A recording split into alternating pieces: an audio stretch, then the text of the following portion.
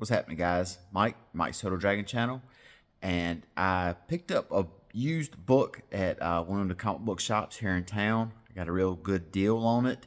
It's called the DC Comics cover art, and I managed to get it for half price. So I thought it would be really cool to crack it open and take a look at some of the books they've got listed in there, and talk a little bit about some of the covers they have. And do I have it? Would I like to pick it up? Have I had it before? Do I like the artist or whatever? So I think that would be really cool to do. And I saw that book, and like I said, it was 50% off, and I was like, hey, this could be fun. So let me go ahead and I'm going to open this thing. So here we go, right here. DC Comics cover art, 350. Oh my God, of the greatest covers in DC's history. DK, I think that's Dynamic Knights. They do a lot of these really big books. Some of them are kind of fun. Other ones I don't really see the point in having. Like whenever they have one that's like everything you need to know about Batman, and I'm like, why would you buy that? Because it's going to be obsolete in like 3 months. So, but I guess, they're fun gifts for parents to give kids that are just getting into it or what have you. But something like this will never get old. We'll go ahead and crack this thing open. Comics cover art. We got Superman right here on the opening page, of course. And then we see it's broken down. Golden, silver, bronze, steel. I didn't know that was a thing. And modern. So up first we've got the Golden Age, which they classify as running from 1938 to 1956. I think a lot of people really consider the end of the Golden Age to be... I'm sorry, I'll talk about that here in a minute. But anyway, you've got first Wonder Woman here. Detective Comics #1. This awesome. I've always loved this right here. Such a creepy looking cover. And of course, we've got the iconic first Batman, Detective 27. First Robin. Red Hood.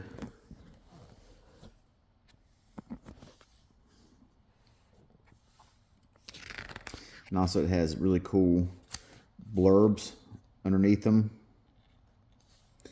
So like right here it talks about this cover with Red Hood on the cover. More than a decade from his first appearance. That's crazy. They didn't really beat the hell out of their characters back then. They didn't really shove them in your face every 3 months back then like they do now. Because I think I read something like, of course, Action Comics #1. I think I read something where there was like 10 or 12 years in between Two-Face appearances, or the appearance of Two-Face from like Golden Age to Silver Age or something like that. Like he was gone just for so long. And to think that nowadays to have a character be gone that long would just be absolutely insane.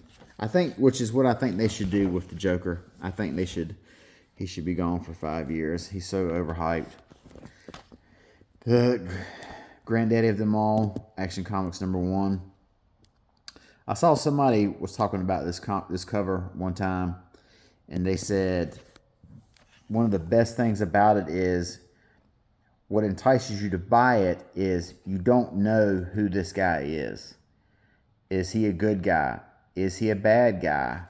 Because you can't tell from this cover. You just see some guy is destroying a car, or smashing it. So you're like, oh, I got to find out what this is all about. And then you've got people running in horror. So it kind of, you want to know more about it. Is he helping people, or is he terrorizing people? So that's definitely a good way to entice people to pick it up.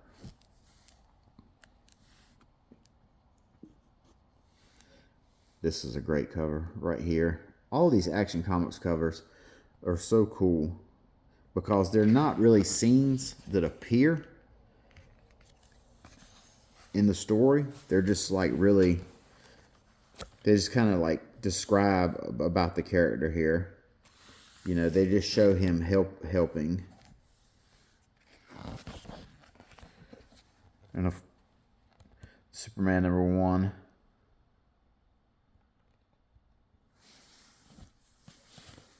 says here Superman #1 was only intended to be a one-shot, hence the lack of a #1 on the cover. I didn't know that. Then, like I said earlier, you just show Superman.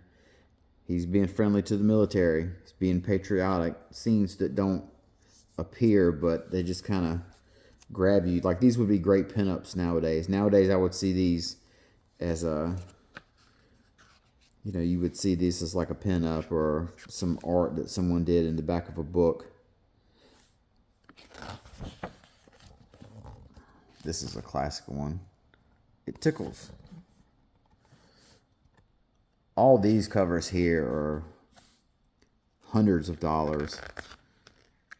You know, they're like Golden Age. The thing about Golden Age books that's really, really unique is because they're so old that you're really just looking for the cover only, because you're not going to find one that's in incredibly good condition, you know, at least without having to pay, you know, buku bucks.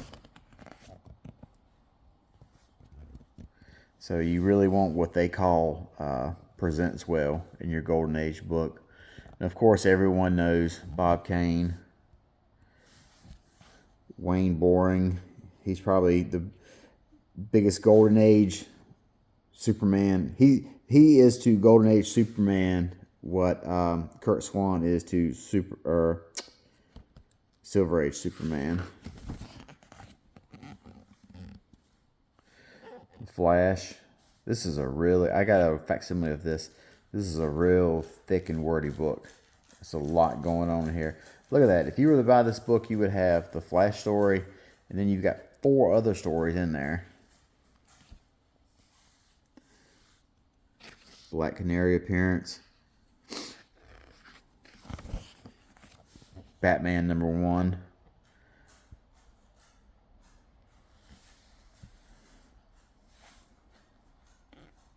And then you have, this is my favorite. Well, both of these are really good. I would love to have either or. They're both really fun. This one's a fun one. This one's kind of a little bit more serious, but it's still kind of lighthearted. It's not very dark. It's, you know, basically them being picked up in the spotlight.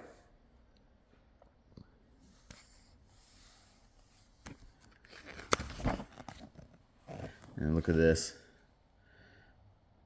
Batman. Yeah, what it mentions here, it says war efforts were a frequent feature of Golden Age. To the right of the normally firearm versus Batman and Robin manning a machine gun isn't a, what's that, incongruent as it might appear. Other war era covers saw the pair engaged in joint combat and riding a giant eagle. Yeah, so Batman was really against guns unless he was using them in the war.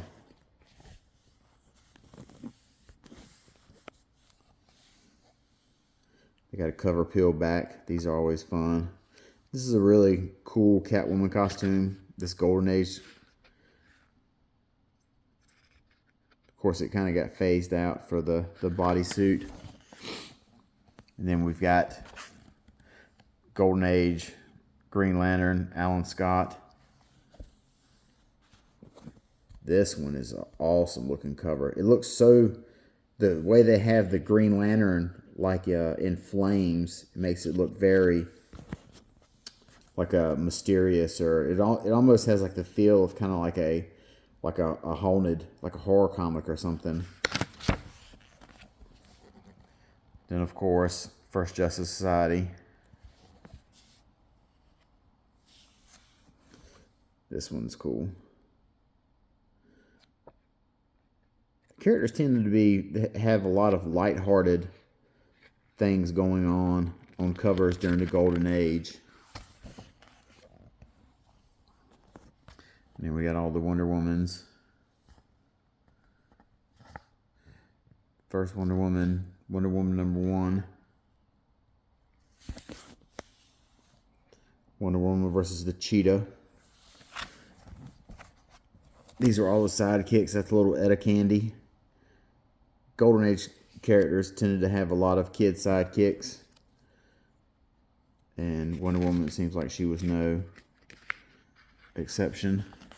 Yeah, this is what I was talking about when I said that a lot of the Golden Age books were very lighthearted in their covers. You know, they're riding on a battleship, standing on each other's shoulders.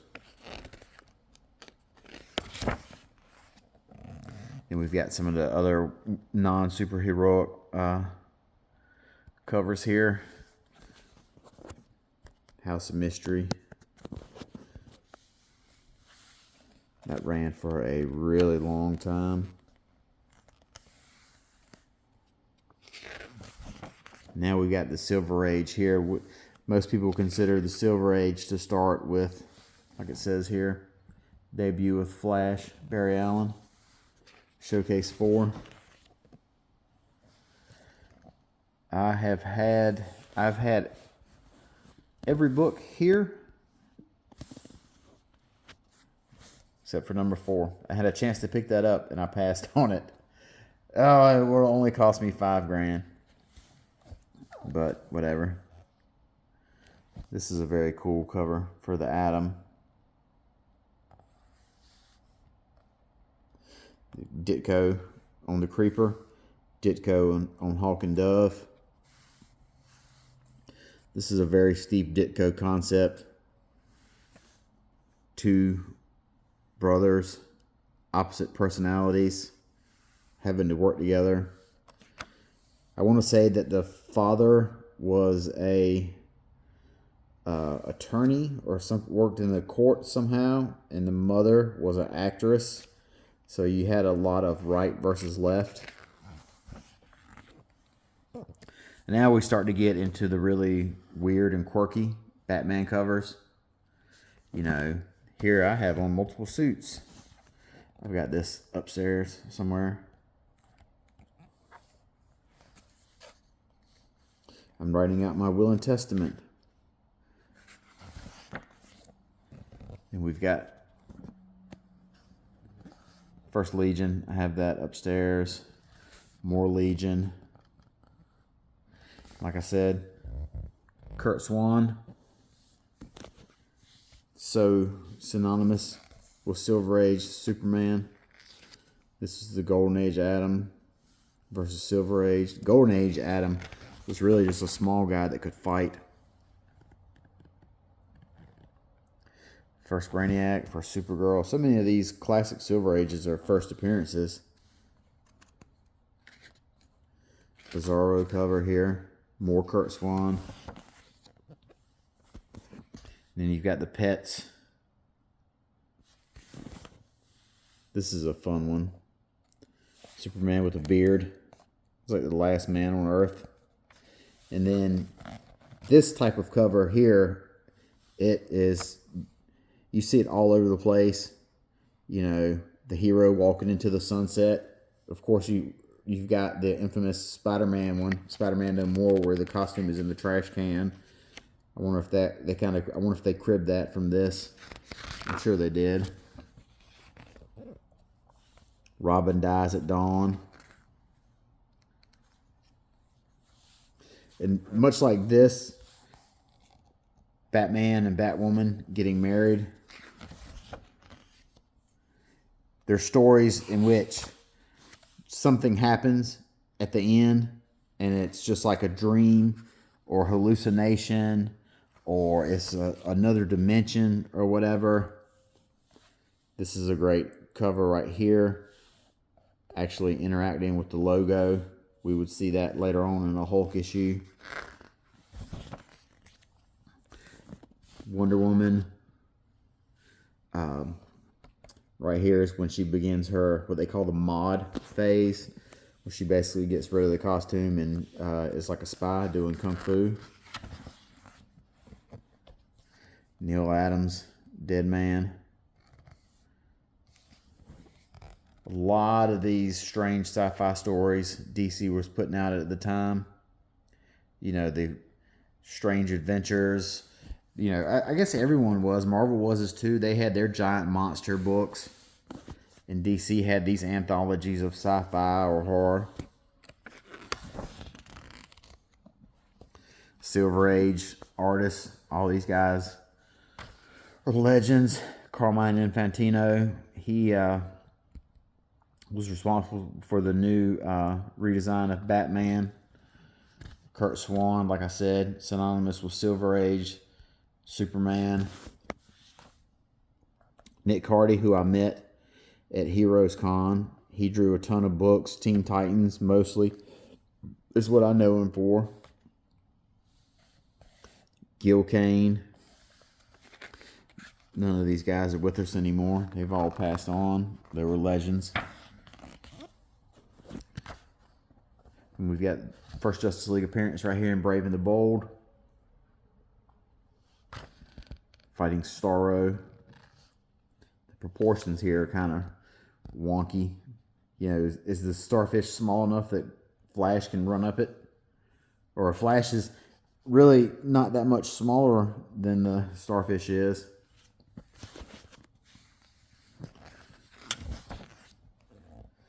The origin of the Justice League.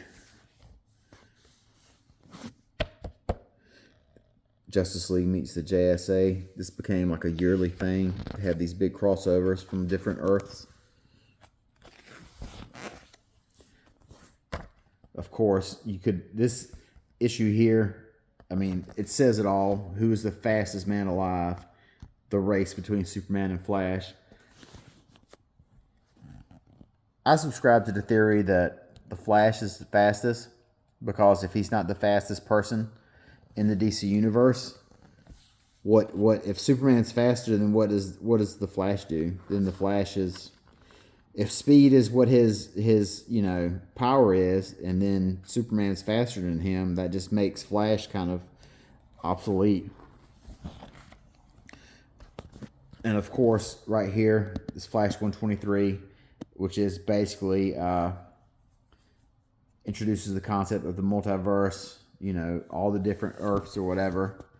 So this, I have this issue, and it is the first Key book I ever bought. I bought it, you know, probably over 20 years ago.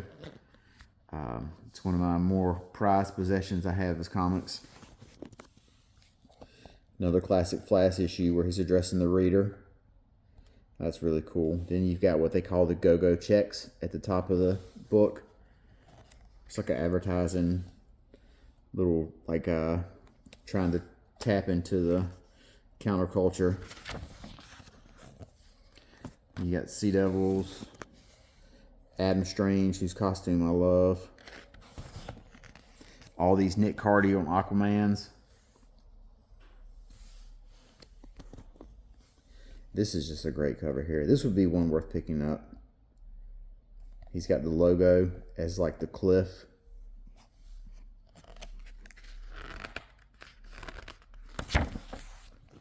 Then romance covers were so popular. Romance books in general were so popular back then. I know there was a really cool one that Walt Simonson did. I used to have Nick Hardy. When I met him at Heroes Con, I got him to sign. I had a the Women of DC book, and it had this cover here, like a little picture of it with a caption of it, and I got him to sign it. Out of 100 drawings, I made like maybe 4 or 5. I mean, isn't that's every artist, they're their toughest critics. First Guy Gardner. I have that upstairs. He's my favorite Green Lantern.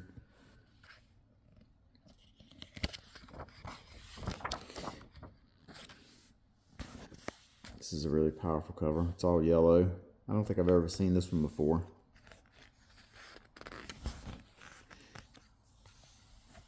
This is that good Joker, that Jose Luis Garcia Lopez. You still see this Joker on like merchandise.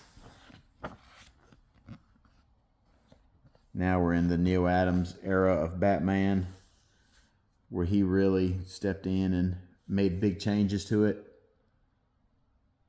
But I mean, he wasn't the only person. You know, Marshall Rogers, Marshall Rogers and Steve Englehart. That's great stuff. See, here we go right here. Just what I was talking about.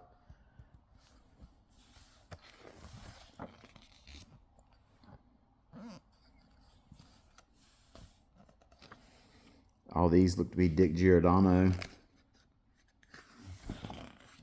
More Neal Adams right here. These are all Neal Adams stuff. For him and Denny O'Neil when they did the Hard Traveling Heroes. And of course, if you're talking about DC and war comics, you're talking about Joe Kubert. I mean, the man is like synonymous. That's, you know, they just seem to go hand in hand. God, I don't even know how many he drew. It seems like every war comic from DC I picked up was by Joe Kubert. So, and these House of Secrets covers, I have one that looks very similar to this. I love that type of gothic horror. You know, like maybe she's a ghost, maybe the house is haunted and she's on the run. It just looks really cool to me. And these here, they're kind of pricey, not terribly pricey, but you know, $20 each and that's just off the power of the Neal Adams stuff. Now, this here is a Christmas present I bought to myself about 3 or 4 years ago, and I love it so much. I've got this issue here and this one. I don't know if I had this one or not. I know there was a discussion for a while that this was first Silver Age, that there was a Superman comic that was first Silver Age Two-Face, but depending on who you were talking to, it was either this or the Superman comic, because in the Superman comic it was revealed that that wasn't really Two-Face, it was just somebody else masquerading as him. Now you're getting into the, like I said, the Neal Adams stuff where he introduces Ra's al Ghul. Then, of course, this story here, which made the Joker back to be a legitimate villain instead of just being a cornball. I think this is called like Joker's five hand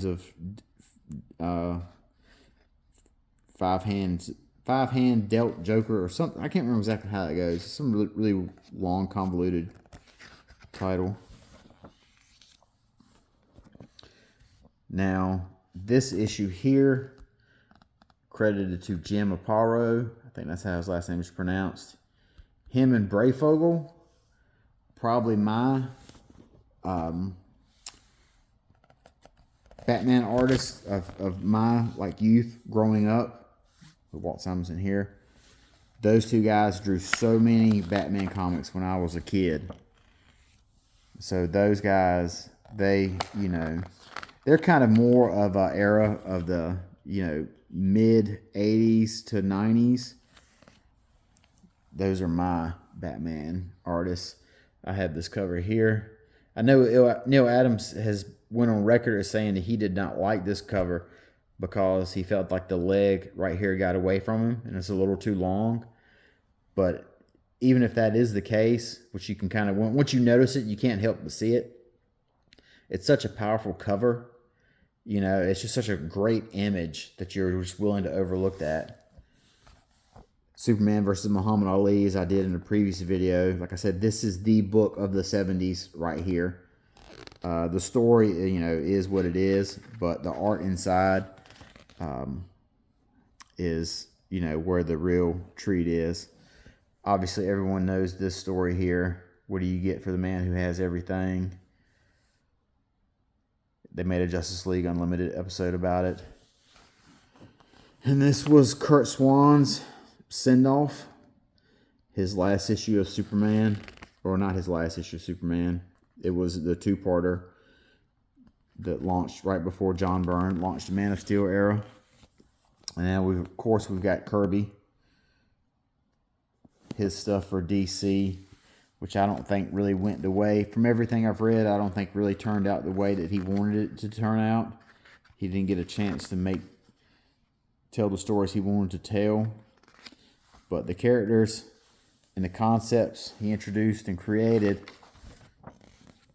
I mean, they're timeless. And they're still being used today. I think out of all of them, Kamandi probably has some of the most iconic art. That opening spread page here, it looks straight out of Planet of the Apes. This is probably my favorite of the books he launched, The Demon.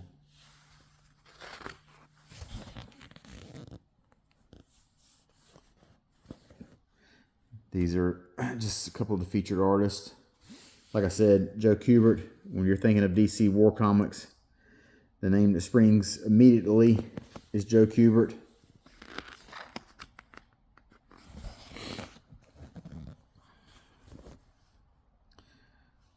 We're at Shazam. DC never really had a feel for. They brought the character back here during the 70s, and it didn't really take off like they thought it would. But this is a super cool cover right here. Plastic Man, Ramona Fredona. I can't remember, not sure how that's pronounced. She just passed recently. She was a longtime DC artist. Flash covers here. In the Flash of the 80s, I think of him and Carmine Infantino. His work on there, like I said, specifically during the trial of the Flash. I had a lot of those issues as a kid. Probably the most iconic of the Justice League covers by George Perez, the 200 double-sized issue.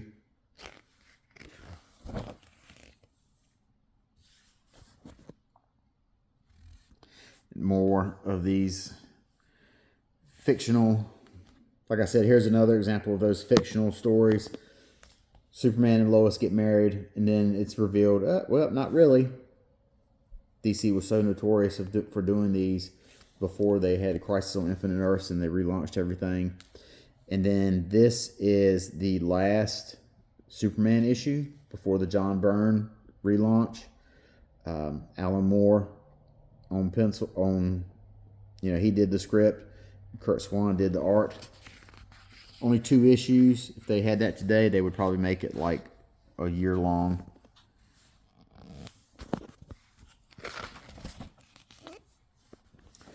Bernie Wrightson, he's another guy that's synonymous with the character. Him and Swamp Thing before the Alan Moore revamp.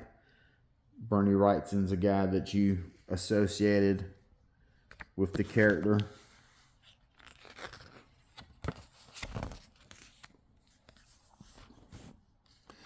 These were some of DC's newer characters that got a chance to break out. Black Lightning, Firestorm, more Jim Aparo, Batman. And of course, everyone knows George Perez. Him on the Titans.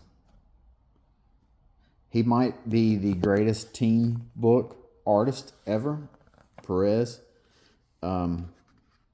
I can't think of anyone that handles team books and crowds better than him. If he's not the best, then he's in the top 2. He's the other guy. All these Keith Giffen Legions. And of course, this is what winds down DC Silver Age Crisis. Such powerful George Perez covers. Death of Supergirl. The Death, quotation marks, Barry Allen. And then it says that this is called the Steel Age. I did not know that was what this was being called. Which I guess it's better than what I had previously heard it mentioned as, and it was called the Dark Age. Obviously, Such an iconic cover right here by Frank Miller. I mean, it's a very bare bones cover, just a silhouette and the lightning strike, but it just says everything it needs to say about, you know, the character. It just looks badass, you know. It just really stands out. Brian Bolin. My one regret is Brian Bolin was at Heroes Con years and years ago, and I felt like the line was too long, and I didn't want to wait. And I kick myself when I think about it. And it says right here, here's a really cool note. It says they added the word Joker in German and Polish around the camera lens. So I never noticed that. Of course, I don't know what those translations would be, but now that's something that I know that I didn't know.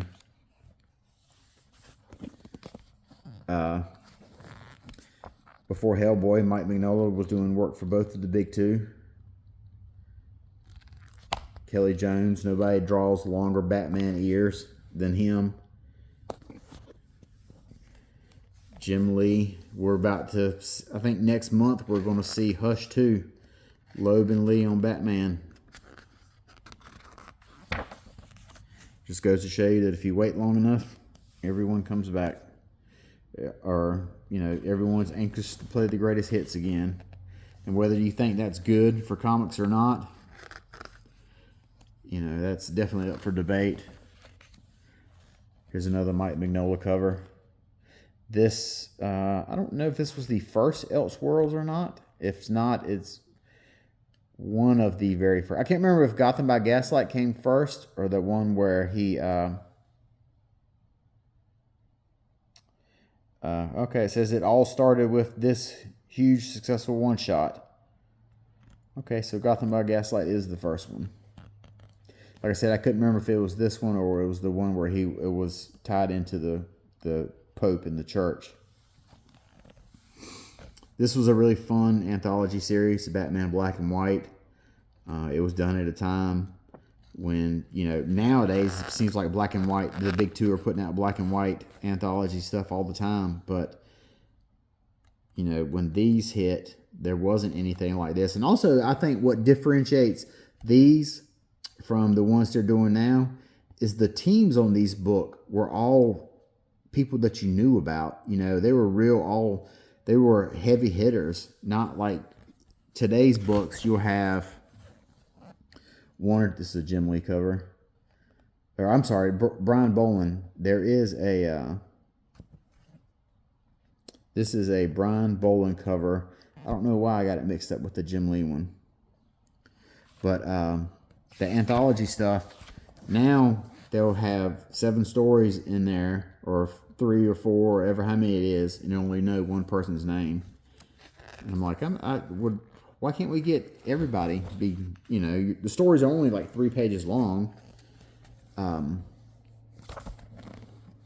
That's just old man rant. And of course, we've got the Dark Knight, the Tim Sale cover, and this led into the Long Halloween that him and Jeff Loeb did. These are more Gotham Knight. The Gotham Knights book was really good. These covers are by Brian Bolin. The Gotham Knights book was good because it was a lot of, you know, it didn't really fall within detective or Batman. You could kind of tell a lot of stories that were a little more down to earth and a little more shorter, like a 2-parter or something. And you got to explore a lot more of the Batman family. You know, you get a chance to touch on a lot more personality and character work. Obviously, John Byrne, Man of Steel #1. You know, this is what is widely known as the first variant. Superman 75. There's nothing more to say about that.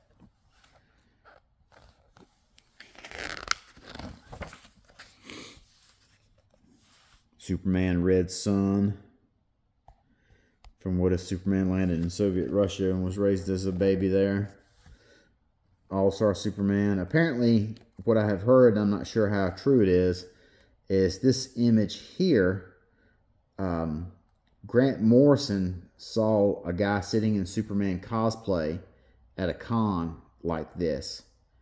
And that is what, yeah, see, this was inspired by Superman cosplayer Morrison had seen sitting.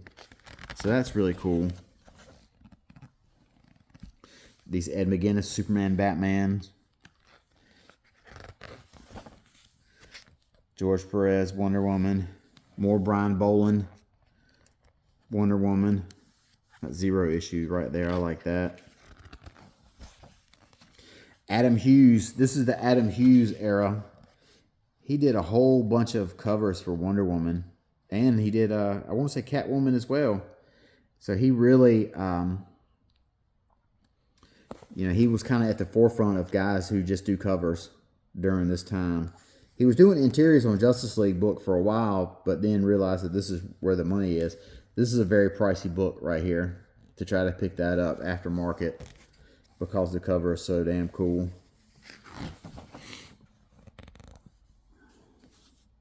Another Mike Mignola.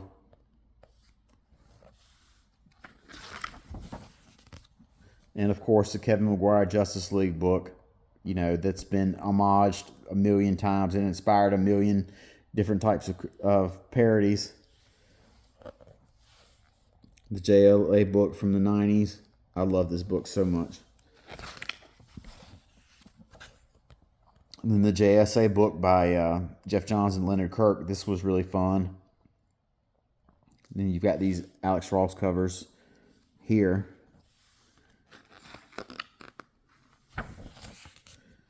Now we've got a couple of the Vertigo books here. The Hellblazer by Dave McKean. He did all of these. Sandman issue 8. First appearance of Death.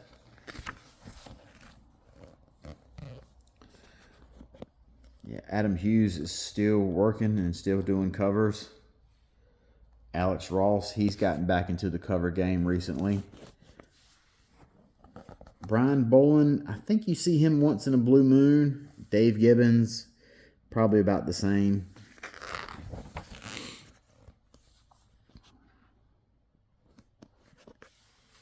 This is a Gary Frank cover right here. And this cover was actually recalled because they had Superman with a beer. And they called it back and then swapped it out for just like a regular drink bottle. Couple of the Flash covers. And of course everyone knows the Watchmen with the smiley button.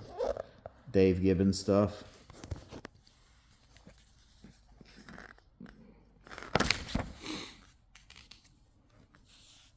Simon Beasley, who I met, and I got him to sign an issue of Lobo. He has a real raw style of art. Kind of like almost a dark cartoony style.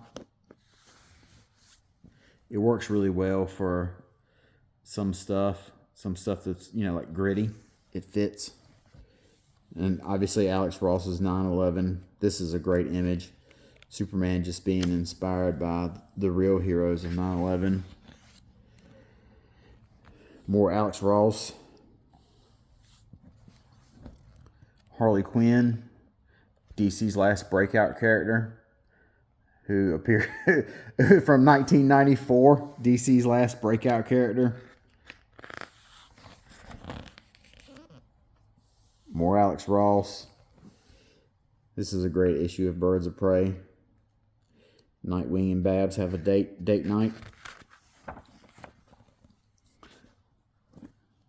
Some Green Lantern stuff right here. I think I've got issue 50 signed by Daryl Banks and Ron Mars. I don't think it's this one. More Brian Boland. This Joker's Last Laugh story was supposed to be one in which the Joker found out he had terminal cancer and he was just going to take everybody out with him, but he's still kicking. These are sad because Darwin Cook's no longer with us. his run with Ed Brubaker on Catwoman is really great. I highly recommend it to anyone who gets a chance to pick it up. Brubaker had a really good feel. This is a great cover. I wouldn't mind having this. Brubaker had a really good feel for Catwoman. More Adam Hughes covers. A couple of Green Arrows. It's year 1 for Green Arrow. This is right about the time when everyone started getting a year 1. Batgirl year 1. This Arkham Asylum book came out after the Batman movie, when Batmania was... This came out either after or at the same time, when Batmania was at its all-time high. And I know Grant Morrison had said that he sold so much that it allowed him to take the year off from working and travel overseas. Wednesday Comics, if anyone ever comes across these in the wild, pick them up. It's basically a newspaper. Each page is a comic strip of, a character.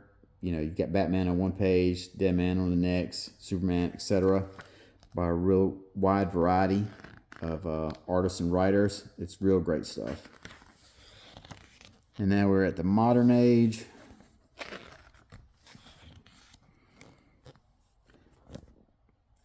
J.H. Williams, his book with Greg Rucka. Was it Greg Rucka? No, I don't think so. Maybe I'm thinking of something else. But he, J.H. Williams, I'm trying to think of where I really saw a bunch of stuff of his that I liked.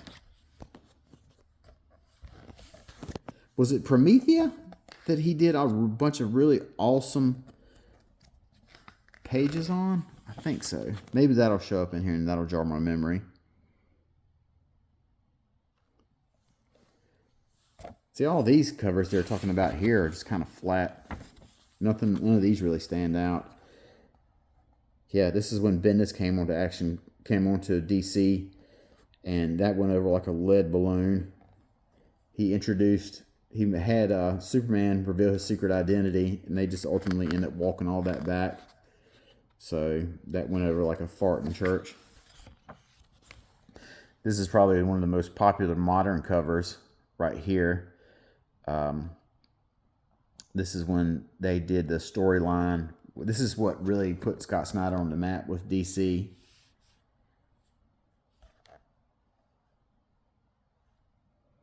It's funny because if I remember correctly, this storyline that Scott Snyder and Jock did in Detective was not this is when DC was having backups. It was not the main story. It was the backup. And in fact, it became so popular that it superseded the main story. Another Adam Hughes cover. Like I said, all his covers are really popular and quite pricey. Not terribly pricey, but kind of pricey for a, just something for the cover for a modern book on the aftermarket. Uncle Rob on Deathstroke.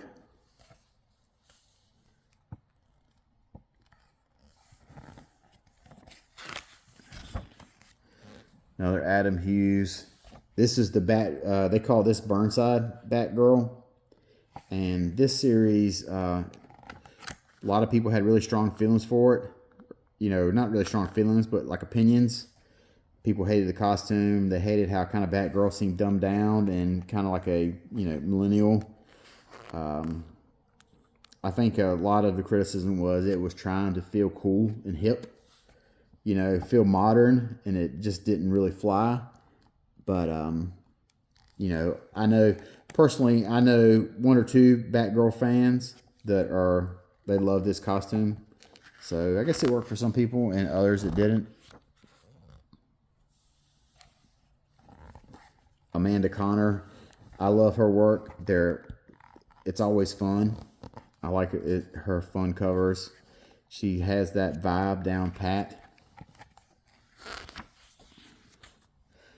The Jim Lee cover right here. That's a real strong image of him and Catwoman in the rain.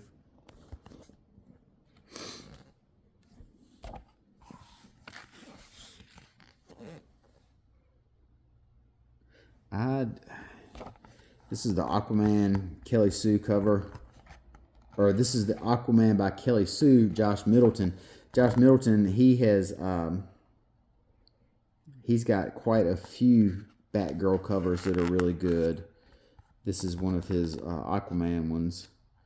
But he himself has kind of started cranking out the covers and being known as a cover artist.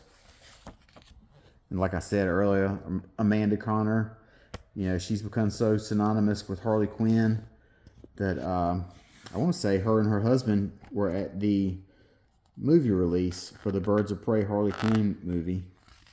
That's how well known she's become with the character.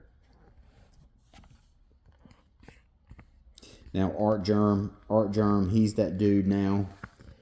Maybe not as much as he was like 2 years ago, but he's still, you know, he's still one of the bigger cover artists out there right now.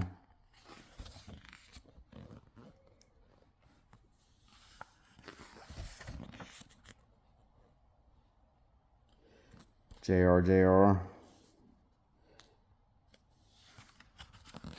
Here's a couple of the others. This is a fun cover right here in the feel of the, you know, Wonder Woman 77 of the TV show. This was based on the classic TV show starring Linda Carter. And you can see it in the face. That's totally Linda Carter right there. Jenny Frison, that's another variants cover person.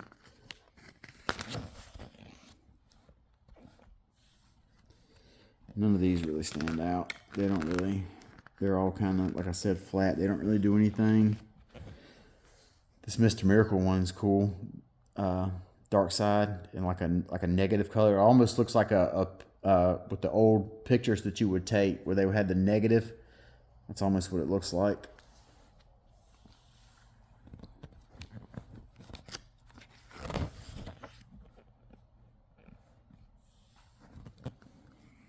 Jim Lee, still cranking stuff out. I guess he will be doing interiors for the first time in quite a while with the Loeb and Lee Hush sequel starting next month. So hopefully he's able to keep up with it. This is kind of, I think Jim Lee laid an egg on this one. This one seems kind of mailed in. David Mack, Superman. You don't see him on the mainstream characters very much, so that is rare, and he nailed it. That's a great looking cover right here. I think it's probably watercolor. I'm not sure. Frank Quietly, a buddy of mine, he hates Frank Quietly. He hates his faces. He's like, Frank Quietly makes everyone's face look terrible. Another Jenny Frison cover. This is a fun cover, which fits the tone. That Superman's Pal book with Fraction and Steve Lieber was a real fun, kind of wacky book that fit perfectly with Jimmy Olsen's absurd adventures. So that is, and this is the back. But that was DC's covers. I had a real fun time looking at it. Hope you guys get a chance to check this video out and talk about what some of the covers are you liked. If you see one of these cover books, pick them up. It's a real cool way to sit back and thumb through some stuff and, you know, take a look at how covers have evolved, or, you know, pick out the ones you have versus the ones you wish you had. So until next time, you guys take care. Talk to you later. Bye-bye.